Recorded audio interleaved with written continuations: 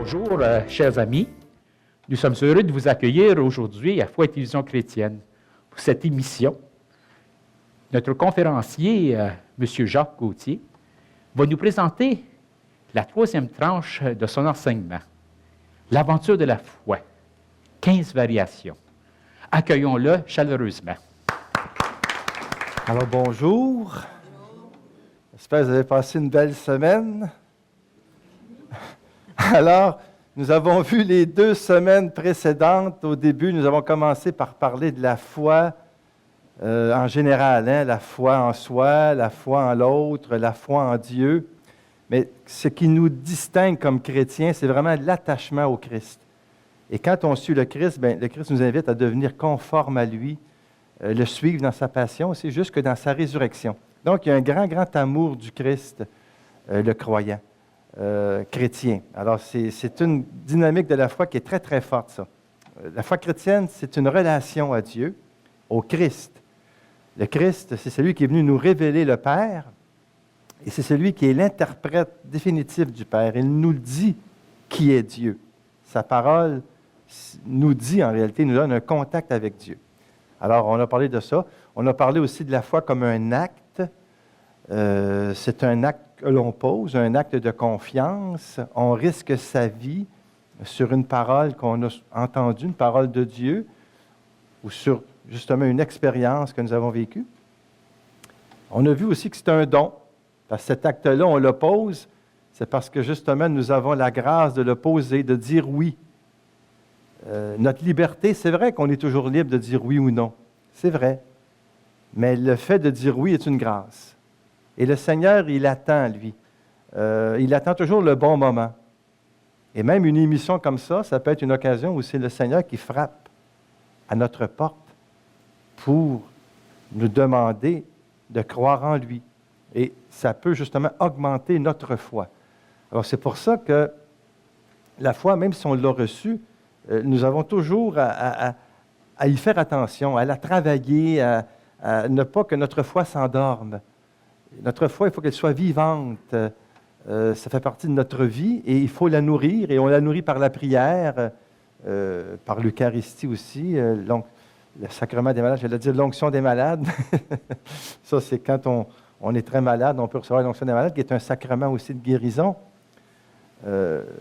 La foi, elle englobe toute la vie. Alors, elle est totale, elle est directe. On ne croit pas à moitié. On y va ou on n'y va pas. On croit ou on ne croit pas. Alors, c'est une aventure. C'est le thème de ce matin, avec d'autres, parce qu'il y a 15 variations. Alors, on va avoir plusieurs durant les prochaines émissions. La foi comme une aventure, comme une expérience, comme une vie, mais la foi aussi comme une écoute, comme une réponse, comme un regard, comme un toucher. La foi qui est aussi un combat, qui est un engagement. Alors, ça fait plusieurs caractéristiques de la foi. Alors, commençons par l'aventure de la foi. C'est une aventure. Je me souviens quand je lisais Astérix, je pense que c'est les Romains qui disaient « Engagez-vous », qu'ils disaient « Vous enverrez du pays ». Mais quand on s'engage dans la foi chrétienne, on envoie des choses. C'est toute une réalité qui s'ouvre à nous. On se rend compte qu'il y a beaucoup plus que le matériel que l'on voit. Il y a toute une vie intérieure en nous. On ne voit bien qu'avec le cœur, disait le petit prince, l'invisible, l'essentiel est invisible pour les yeux. Eh bien, notre Dieu, il est invisible. Le Christ est venu nous le révéler, mais c'est une aventure de marcher à sa suite. C'est comme la vie de couple aussi. On célébrait justement, les semaines précédentes, on avait souligné notre 35e anniversaire de mariage, mon épouse et moi. Mais c'est toute une aventure, ça, comme je disais la semaine dernière. Si on savait tout ce qu'on se pouvait, on ne ferait rien. On serait comme paralysé. Mieux vaut vivre le moment présent, au jour le jour. À chaque jour suffit sa peine. Quelqu'un qui croit vraiment, qui pose toute sa vie entre les mains du Seigneur, fait confiance, s'émerveille du moment présent, n'a pas peur. Même j'ai entendu dire, dans une de mes retraites que je donnais, elle dit, moi, je ne veux pas trop prier, je ne veux pas trop être près du Seigneur parce que j'ai peur qu'il m'envoie une épreuve. J'en revenais pas. Je dis, voyons donc. J'ai dit, as-tu des enfants, toi? Si tu as un enfant qui est près de toi, vas-tu lui donner une épreuve pour... voyez, c'est des fausses images de Dieu. Notre Dieu est un Père plein de tendresse. N'ayez pas crainte, aimez-le. De toute façon, des souffrances, vous allez en avoir pareil. Alors, la foi, c'est de faire confiance. Il ne faut pas voir Dieu comme un juge, comme un tyran qui nous envoie des calamités. Ça n'a pas de bon sens, ça. Ce n'est pas le vrai Dieu. Alors, c'est une aventure, oui, parce qu'on risque notre vie sur une personne qui est le Christ, et on découvre des horizons qu'on n'aurait jamais découverts. L'aventure de la foi, c'est une aventure intérieure qui nous fait entrer dans des pays intérieurs que nous n'aurions jamais découverts si nous n'avions pas la foi.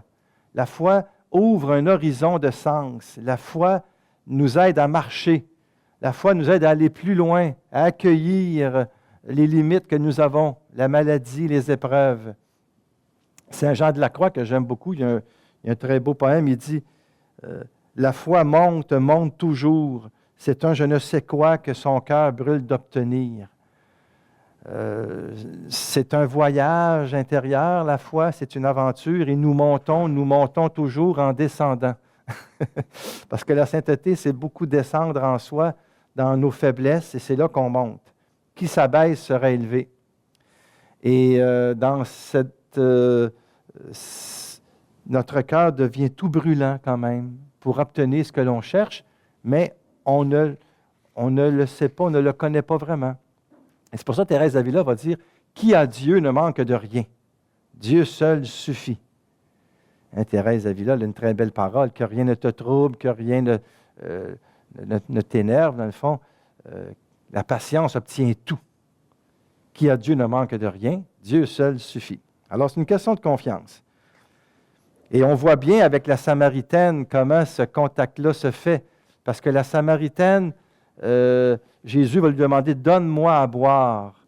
Et la Samaritaine va, au début, va dire « Mais toi, tu me parles, un Juif, tu n'es pas supposé de me parler. » Et puis en parlant, elle va dire ce qu'elle vit. Hein? D'abord, Jésus va lui dire « Si tu savais le don de Dieu, qui est la foi. » Parce que Jésus a soif de la foi de la Samaritaine. Jésus a soif de ta foi. Jésus, il a soif de ta soif. Il a soif de ton amour. La Samaritaine, il la questionne, il la regarde avec beaucoup d'amour et de tendresse pour qu'elle ouvre son cœur. Puis Jésus va lui dire avec beaucoup d'amour, si tu savais le don de Dieu. Et la Samaritaine va à un moment donné se sentir interpellée par cet homme-là autour du puits à midi, alors que Jésus a soif de cette âme-là. Puis Jésus même va dire, va chercher ton mari. La Samaritaine, elle est vraie. Elle ne dit pas, ben là, il est parti en voyage, ou bien non. J'en ai eu 4, puis avec celui avec qui je vis, c'est même pas mon mari. Dans le fond, non, c'est Jésus qui lui dit ça. Elle dit, c'est pas mon mari. Mais de toute façon, la Samaritaine ouvre son cœur au Seigneur. Et vu qu'elle ouvre son cœur, eh bien, Jésus va ouvrir le sien. Il va lui dire que les vrais adorateurs, c'est en esprit et en vérité. Et c'est moi, le Messie. La Samaritaine, elle cherche. Elle dit, où est le Messie? Nous devons adorer sur telle montagne. Je suis le Messie. Et la Samaritaine va être touchée au cœur par cette rencontre. Elle va vivre la grande aventure de la foi. Aventure tellement grande qu'elle va délaisser sa cruche, et elle va partir à courir et elle va convertir le village. Elle qui n'a pas de nom, la Samaritaine. Et elle va dire, c'est lui le sauveur du monde. Un des plus grands titres dans Saint Jean. Alors, elle a dit oui à l'aventure. Et c'est comme ça que l'Église, justement, se continue et que les témoins vraiment se transmettent la foi. Benoît XVI, il écrivait « Avec la foi, tout change en nous et pour nous, et se dessine alors clairement notre destin futur, la vérité de notre vocation profonde. Hein? Dans l'histoire, le sens de la vie. Nous sommes des pèlerins en marche vers la patrie. » Alors, c'est ça, c'est une aventure et quand c'est une aventure, bien, à ce moment-là, il faut s'attendre à des imprévus. Il faut s'ouvrir à l'inattendu. C'est sûr que ceux qui veulent une vie tranquille, bien plate, bien croyez pas. Parce que la foi, c'est une aventure. Alors, si vous voulez croire, c'est à vos risques et périls. Hein? Parce que là, on y va. Mais la joie, elle est là. Parce qu'on est fait pour ça. On est fait pour croire. On est bâti pour ça. Le bonheur se trouve là. Alors, la foi, c'est une vie. C'est un autre thème aussi que je développe. La foi, elle englobe toute la vie. Mais c'est l'amour seul qui est digne de foi. Nous ne mettons pas notre amour en une réalité qui est abstraite. Nous mettons notre foi en un Dieu qui est amour. Quand on s'engage dans une communauté ou quand on devient prêtre, c'est par amour qu'on le fait. Quand on se marie, c'est par amour. Quand on s'engage dans du bénévolat, c'est par amour qu'on le fait. C'est l'amour seul et digne de foi. Et Dieu est amour. Saint Jean, la première lettre de Jean, c'est extraordinaire. Dieu est amour, celui qui demeure dans l'amour demeure en Dieu et Dieu en lui. Alors, quelles que soient nos conceptions de Dieu, quels que soient nos échecs dans la vie, nos réussites, la foi nous dit que Dieu est toujours là. Parce que l'amour, c'est toujours présent. Et que Dieu est toujours là dans ce que tu vis. Et il est venu pour que nous ayons la vie en abondance, nous dit Saint Jean au chapitre 10. Je suis venu pour que vous ayez la vie en abondance. Encore là, s'il y a des personnes qui n'aiment pas ça, avoir la vie en abondance, mais ne croyez pas. Hein? Si tu crois, il faut que tu t'attendes à avoir la vie en abondance. C'est une surabondance de sens, c'est la joie en plénitude. Même si des fois on a l'air à moitié mort parce qu'on demeure pleinement humain, mais la foi nous tire, nous déride, en fin de compte, nous donne une force qu'on n'aurait pas. Et ça, c'est par un seul acte d'amour qu'on y arrive. Hein? Saint Augustin, dans ses confessions, disait « Tu nous as fait pour toi, Seigneur, et notre cœur n'est en paix que lorsqu'il repose en toi. » Alors, on voit bien, là, ici, comment c'est toute une vie. Donc, l'existence chrétienne consiste à croire que l'amour de Dieu s'enracine en nous. Et que la foi, c'est croire que tu es digne d'être aimé. Donc, ça englobe toute ta vie. Le soir, la foi, ce n'est pas seulement quand tu vas à la messe le dimanche ou quand à un moment donné de ta vie. La foi, c'est toujours, partout, n'importe quand. Il n'y a pas d'espace vide de Dieu, même quand tu dors et surtout quand tu dors. Parce qu'il y a un verset d'un psaume qui dit « Dieu comble son bien-aimé quand il dort ». Moi, il me comble beaucoup parce que j'aime beaucoup dormir. Les siestes, et puis c'est important d'être en forme, de dormir, mais tu ne dors jamais seul. Dieu comble son bien-aimé quand il dort.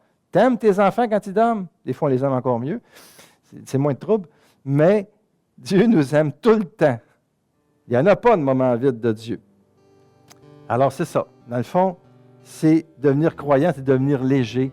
Comme dit Benoît XVI, c'est d'entrer dans le vol planant de la foi, comme il dit. C'est vraiment être léger du cœur et c'est toute notre vie qui est engagée dans cette aventure-là de la foi.